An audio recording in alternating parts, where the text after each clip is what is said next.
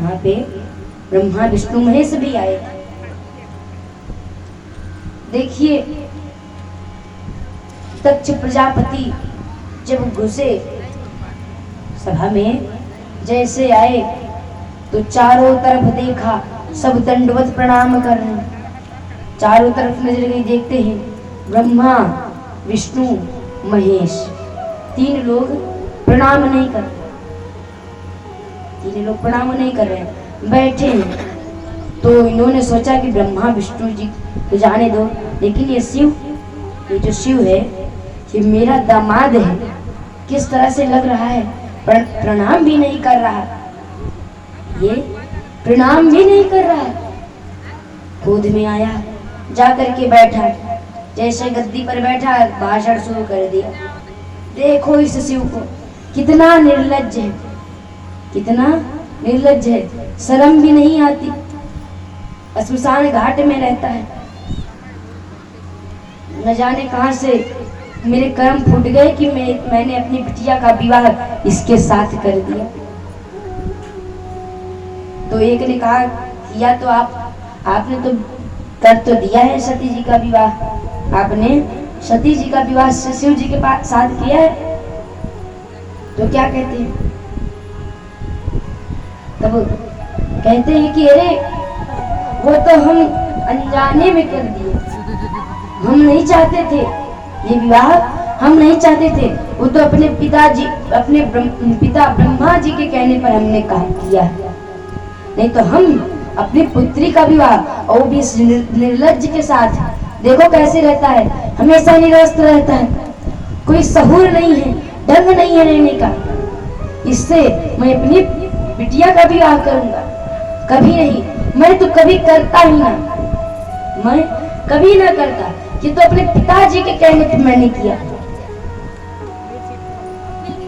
तो मैंने अपने पिताजी के कहने पे किया, बड़ा बुरा भला सब कहने लगे। तो एक बार तो नंदी जी खड़े हो गए, नंदी जी खड़े हो गए, तो बोलने चल रहे थे कि शिव जी ने इशारा किया, अरे शांत हो जाओ, ससुर जी हैं हमारे, लोग तो विवाह के समय गाली सुनते हैं, लेकिन हम विवाह के बाद गाली सुनते हैं। शिव जी ने कहा लोग तो विवाह के समय गाली सुनते हैं ससुराल में, लेकिन हम विवाह के बाद सुनते हैं, ऐसा कहा। नंदी जी को किसी प्रकार से शांत किया, नंदी जी शांत हो गए, फिर भी बोले जा रहे हैं, कोई सहूर नहीं है, बाल देखो बिखरे हुए हैं, पूरे पागलों की तरह रहता है, निर्वस्त्र रहता है, श्मशान में रहता है, पागलों की तरह घूमता है, टहलता है। जब खूब गालियां देने लगा तो बाद में दक्ष प्रजापति ने कहा, मैं श्राप देता हूं कि आज के बाद कोई भी इस शिव को, आज के बाद कोई भी इस शिव को किसी भी समारोह में, किसी भी उत्सव में, किसी भी यज्ञ में नहीं बुलाएगा। शिव को क्या, इसके परिवार को भी कोई नहीं बुलाएगा। जो भी शिव का, जो भी शिव से संबंध रखेगा तो वह मेरा एक नंबर का दुश्मन कहलाएगा, वह मेरा एक नंबर का दुश्मन कहलाएगा। जैसे श्राप दिया, तुरंत नंदी खड़े हो गए, बोले दक्ष कानून में रहो, मुंह थोड़ा कम चलाओ, तुम्हें पता भी है तुमने किसे श्राप दिया है, देवादिदेव महादेव को, तुमको पता भी है इसका परिणाम क्या होता है, तुमने मेरे भोले बाबा का अपमान किया है, तुमने मेरे शिव जी का अपमान किया है, जाओ मैं तुम्हें श्राप देता हूँ कि तुम्हारा यह सर ही नहीं बचेगा, तुम्हारा यह सर ही नहीं बचेगा, तुम्हारा सर धड़ से अलग हो जाएगा। तुरंत भृगु जी खड़े हो गए, भृगु जी खड़े हो गए, बोले अरे दक्ष को श्राप देता है, नंदी से कहने लगे कि दक्ष को श्राप देता है,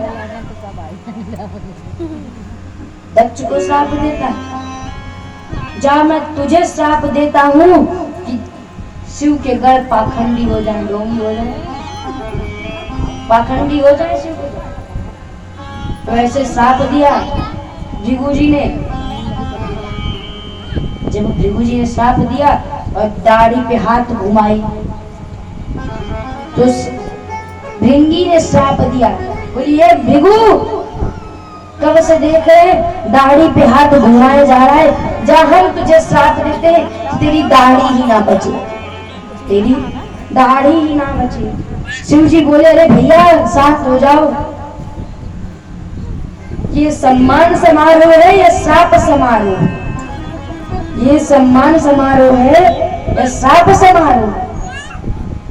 तो श्री शिव जी ने कहा हमारी बारात हमारे साथ चलो। तो श्री शिव जी अपने गढ़ों को अपने साथ लेकर के घर चले आए, लेकिन माँ सती से एक भी बात ना बताई, माँ सती से एक भी बात ना बताई। कहा अगर बता दे तो, अगर बता देते हैं तो क्या होता है, पतिदेव कम टेंशन में रहते हैं, पत्नियां ज्यादा टेंशन में रह जाती हैं, दिन भर सोचती रह जाती है ये कैसे होगा क्या है, पूरा दिन भर टेंशन लिए रहेंगे। तो श्री शिव जी ने कहा कि जाने तो बताने से अच्छा ही है वो अपने पास ही रखो।